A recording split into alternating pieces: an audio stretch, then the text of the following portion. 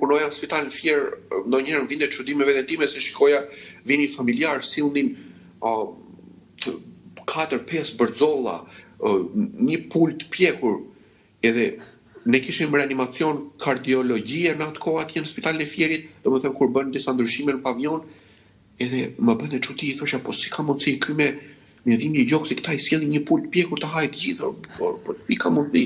Domethënë dhe pastaj thoshim pse vdiq. Jo, pastaj vinë të kërkojnë llogari ty pse vdiq.